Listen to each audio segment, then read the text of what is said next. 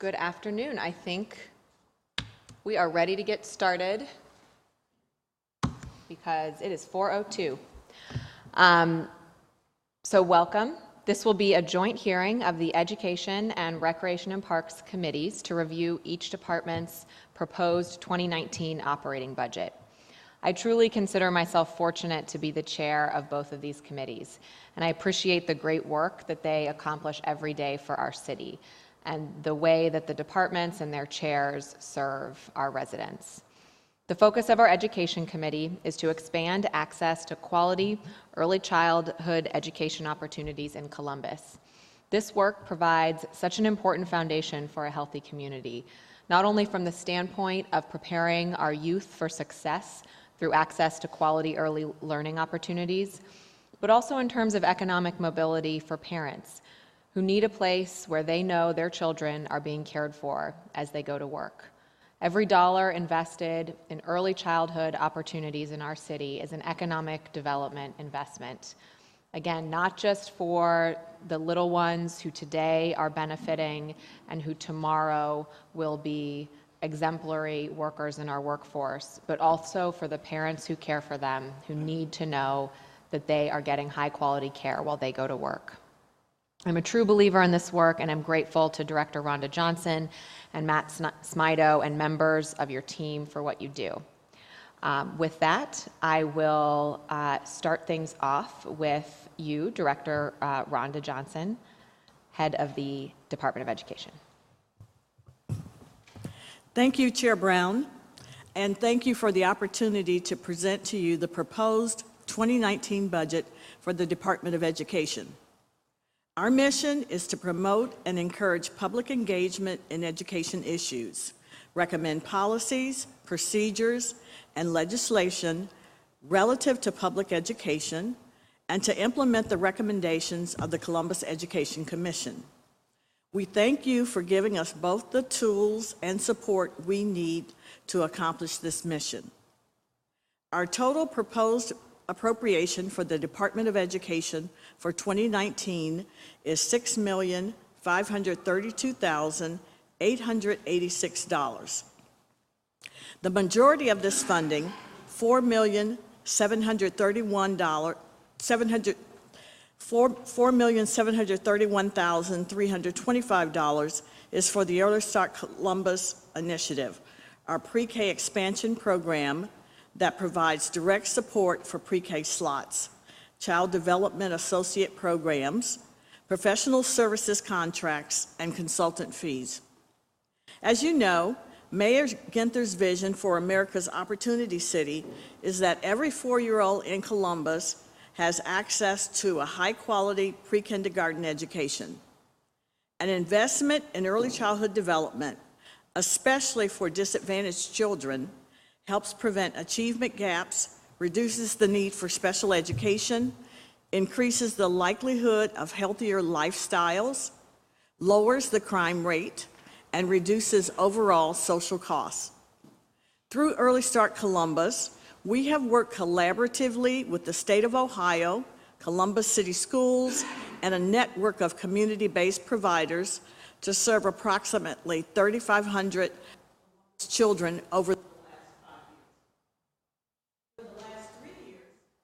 We engaged in a strategic approach to our investments in pre-K that have allowed us to serve more kids by spending our money more wisely.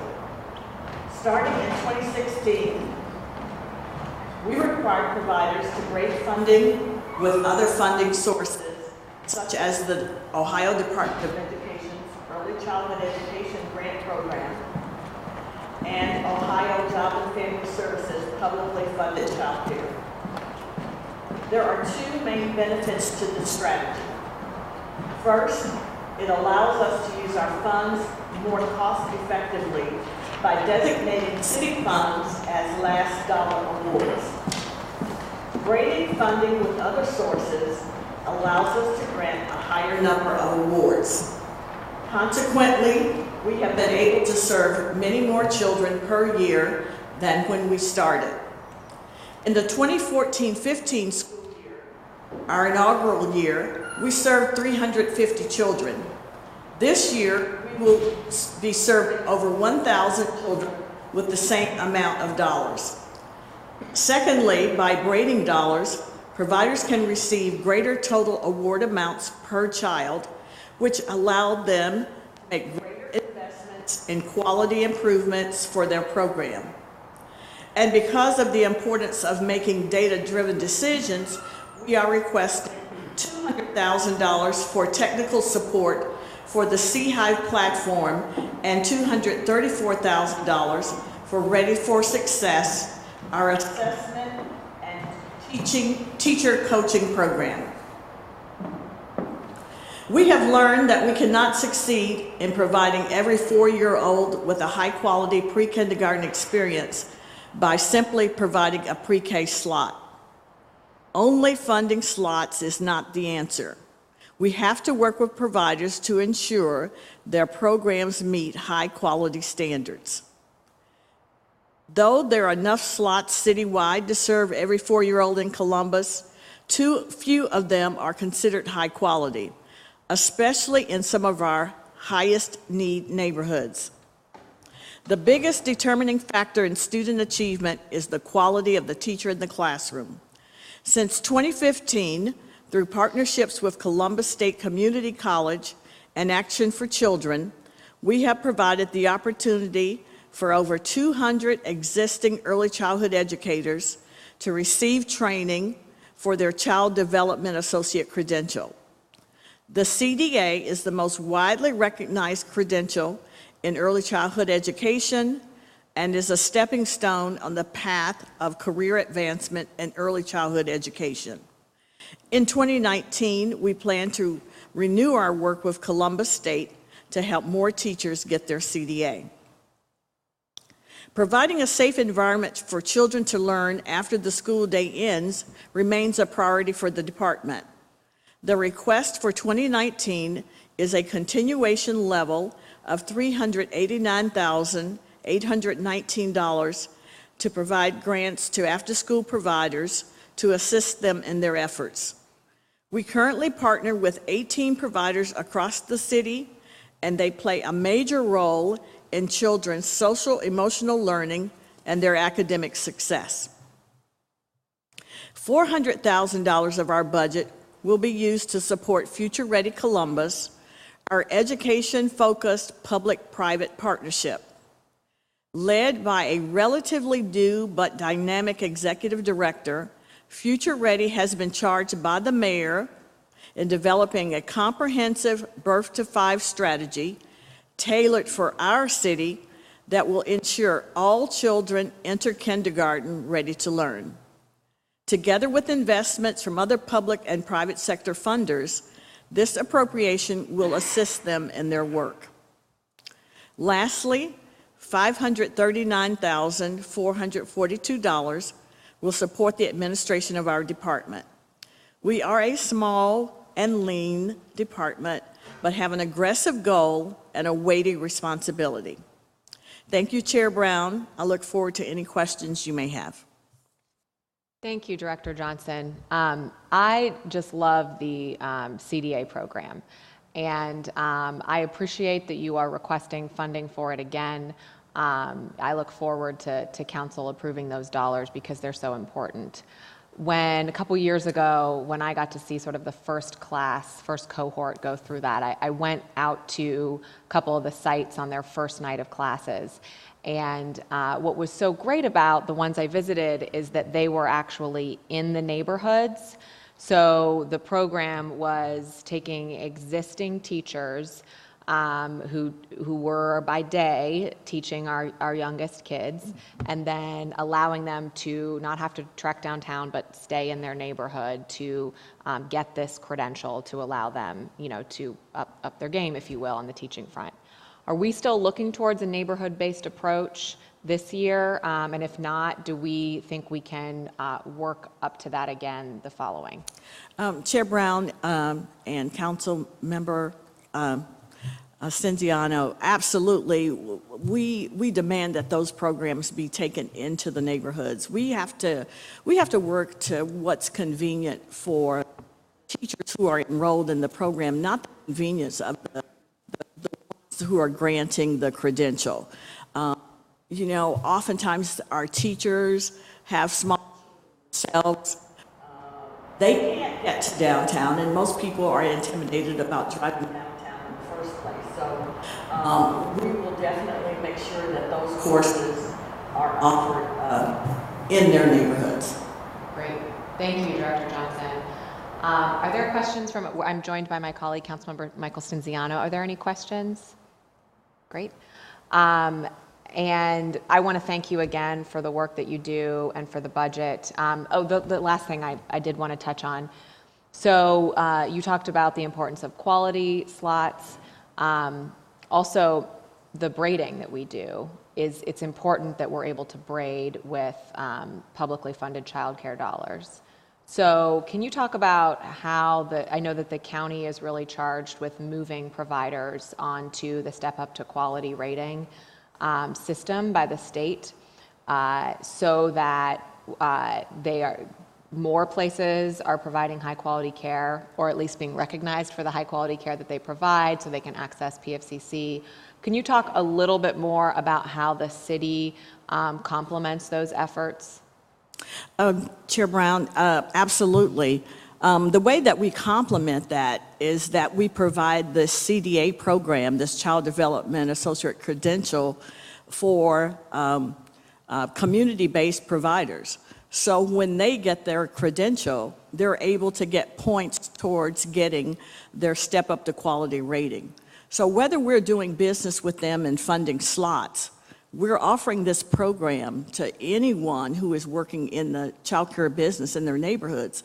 So the fact that the teacher has a credential will help that provider to be able to get stars under the Step Up to Quality, the state quality rating and improvement system. So that's how we work to help everyone, even those that we don't fund for slots. Great. Thank you so much, Director Johnson. All right, well, I also find it difficult to overstate how much Columbus Recreation and Parks does for the residents of our city, and I'm really honored and privileged to chair that committee. The mission of the department is to connect people through the power of nature, wellness, and creativity, and they do that by operating our park and trail system, our community and recreation facilities, managing special events throughout the year, providing after-school programming, promoting youth leadership, and they play a big role in our youth violence intervention efforts through the APPS program and more. Director Collins and his team have a lot going on. You do a tremendous job. And with that, I'd like to turn the microphone over to you, Director Collins, to talk to us about your 2019 budget. Thank you, Chair Brown, President Pro Tem Stinziano. Thank you for the opportunity to present our budget. I'll read a brief introduction and then, by all means, leave time for questions and try to do my best to answer any of them for you. As you said, the Recreation and Parks Department's mission is to connect the people of our community through the power of nature, wellness, and creativity. Our goal with the Columbus Recreation Department is driven to be the premier health and wellness resource for our residents of Columbus. With more than 373 parks, 29 community centers, 5 athletic complexes, 6 golf courses, and 120 miles of regional trails, our vision is to ensure that every resident has access to all of our department's many services. When you visit one of our parks, we expect our spaces to be a place of joy. We expect our facilities and parks to be open for all. Last, we expect our spaces to be embedded in our neighborhoods and serve as a gathering place for every member of our community. We align our department goals with our 2014 master plan because we believe our spaces are important assets entrusted to us for generations, which is why we plan for tomorrow, not just for today. The 2019 budget proposal operation total is $54,738,615. It represents a 1% increase in cost for fiscal year 2019, which includes a continuation of fiscal year 2018's budget with no reduction in staffing, services, and programs.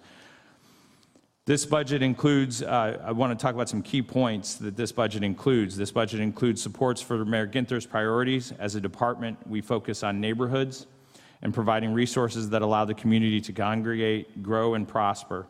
The 2019 budget includes funding to meet the mayor's goals and the mayor's priorities of safety, early childhood development, economic development, diversity and inclusion, operational efficiency, and neighborhoods. This budget aligns with the adopted Columbus Recreation and Parks Master Plan and supports the best practices of our recreation and parks profession of health and wellness, conservation, and social equity. The 2019 budget includes operational dollars for our daily operations.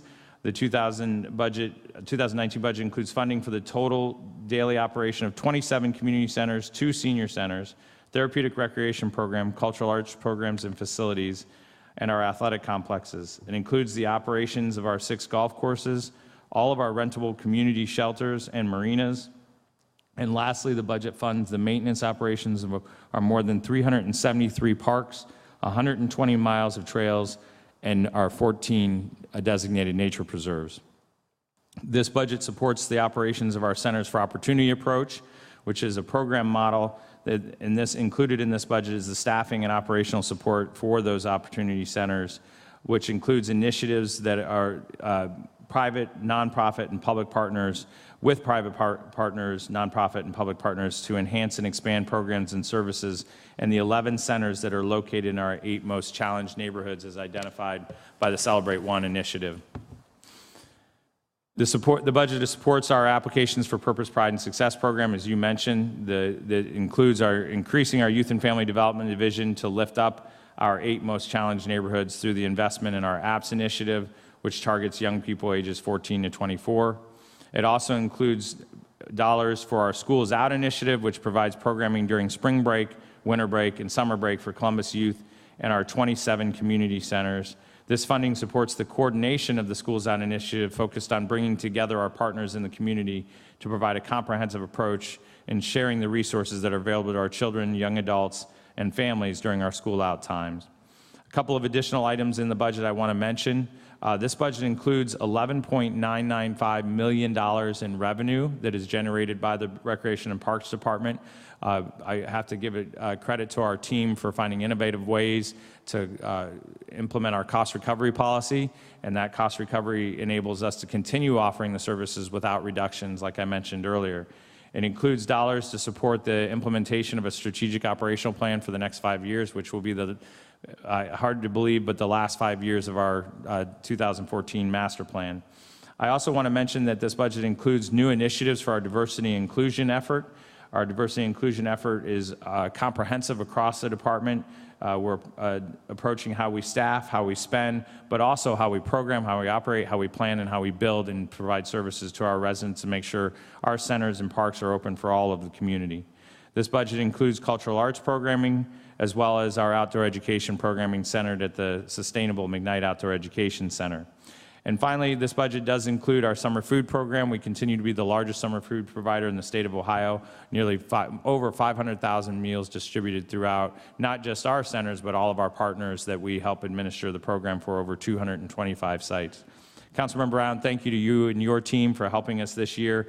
Specifically, I want to mention the program, our APPS initiative, which you helped invest in to grow, to bring in in-house team members to help us look towards the future of that program and how we can make it even more effective, as well as our efforts at Wedgwood. We've created a new Center Without Walls concept there that is off to a tremendous start. We're very excited about that. Your team has been instrumental in our success in 2018. I look forward to working with you in 2019. I want to thank our Recreation and Parks team, all their effort. Deputy Director Paul Rakowski is here with us today. But they put a tremendous amount of effort into this budget and are looking forward to getting it rolling for 2019. And thank you to the mayor's team and our Recreation and Parks Commission members who help support and help build this budget process as well. I'd be happy to answer any questions. Thank you so much, Director Collins. And I also want to express my gratitude for your work with our team. The department is big and has a big job, and I think sometimes that can lead to inflexibility, and you all have shown that that's not the case, that you try to be flexible whenever you can. And I know it's not possible in every circumstance, but the fact that we were able to get the Wedgwood program off the ground very quickly and actually I mean, you were at the graduation with me and Yeah. those nearly 50 kids whose lives have been improved over the course of months. And then one team, grand champions of That's the right. region. That's So, right. so thank you. It's really fantastic. Can you, everywhere I go, I feel like people have questions about the Recreation and Parks Department because your work spans so much. You know, recreation activities, a place for kids to stay safe, and then also conservation. And could you talk a little bit about some of the conservation goals that I know it's a mission of the department, and it's something that people see our community centers first and don't always see the work that your core leadership team really engages in on a daily basis to promote that as a core principle. So could you talk a little bit about Troy's work? Yeah, I'll talk about a few things. I'll just highlight a few because, as you said, it's just so expansive across the city. You know, we have a 220 square mile service area, as you know. First and foremost, I want to highlight the fact that our recreation and parks team, specifically our parks facilities and forestry team, is responsible for the stewardship of almost 14,000 acres. We have a lot of that as parkland. It's also reservoir land that we work with our partners in DPU to help manage, to provide recreation opportunities, as well as set conservation practices out. I've mentioned the 14 nature preserves that are within that 353 parks and 14,000 acres.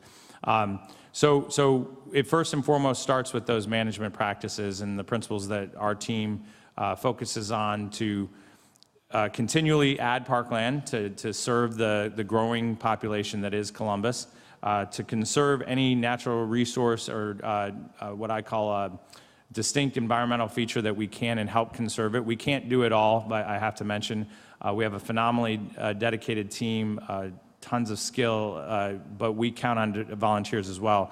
I need to mention, because I know some of our volunteers are in the room, that if it wasn't for our friends groups, we couldn't do what we do. We have over 12,000 volunteers in 2018 that help us do what we do, and a lot of that is in our friends groups that help take care of our parks and our nature preserves. We have a Nature Preserve Council. We have Friends of the Olentangy that we work with, friends of our parks, Schiller, Goodale, I can go down the list, but lots of, and then all the way to corporate groups who do one-day cleanup projects where we're cleaning up everything from playgrounds to creeks to stream corridors. All of those efforts, including our invasive species removal, go into the management of those 14,000 acres. We have a green space planning team that's constantly looking to conserve new lands as well as acquire parkland for access for our residents to ensure we keep up with the growth. And then the third component is our practices across the department. One of the assets that we have that we're responsible for is 6 golf courses, and I'm just going to use this as an example. But we, in the last few years, have changed our management policy on the golf courses to look at them as parks with golf in them, and starting to look at our practices of what types of management practices. Mowing, do we need to mow all of the grass? Can we have more natural areas in the parks? Our friends at the Metro Parks do a great job of this out at their golf course. And so we implement those practices as well and are growing that. We're looking at areas that we don't need to mow anymore. We're looking at the least amount of chemicals we can use to do the job, to keep the greens in good condition and those types of things. But that's just one example of how it's embedded in our management practices as well. Finally, the last thing I want to mention is that we have a great planning team that has started off on an overall sustainability program, and we're going to be developing a sustainability plan for the next 5 years that will tie into the mayor's initiatives. We'll follow the mayor's lead, of course, but our sustainability plan will look at everything in our department, everything from our conservation and management practices as to energy usage and how can we reduce our footprint as a department. So all of those things are going to be in a comprehensive plan that will be laid out over measurable goals over the next 5 years, and I'll be able to keep you updated on that and will be included in our budget. Great. Thank you so much. And you did just share with us something that I hope people will take a look at. Yeah. So first of all, the cover is really great. I don't know if the cameras can get this cover, but the cover is really, really great. It's like a snowy couple hugging one another. It's at the Topiary Park. Yeah. One of our one of our unique parks in the city. But it just goes through how much happens in our Recreation and Parks Yeah. Department. And for all residents, it's a really good resource for, if you want to take advantage of our fitness and wellness opportunities, where they're located, free for youth, the rates for different kinds of adults, depending on your age, and all the things that our department offers, and just exactly how to take advantage of them. So, where can people get their hands on Yeah, one of so these? that winter guide is brand new. You're holding the first copy. It is, we will be distributing 10,000 copies throughout our community centers and other public partners like the library, that type of thing, for folks to be able to utilize. The winter piece that you have in front of you will talk about our winter programs and highlight a couple of special programs. You'll see a special feature in there about our boxing program, how incredible it is. The summer program will be out more towards the spring, and will feature all of our summer camps that we offer. I know parents are already thinking about summer schedules, so we'll be, that'll highlight that, and there'll be a fall edition as well. So 3 times a year, great information to share about our department. It will be available online, our website, all of our social media. We try to continually not just share our story of some of the great impacts we've had, but also make sure residents know where they can get to their closest park, how to connect to the trail system, or sign up and register for a program for their family. Great. All right. Seeing no further questions, with that, I thanked Directors Johnson and Collins for being here for our Education and Recreation and Parks Committee's hearing for the 2019 budget, and have a great rest of your evening.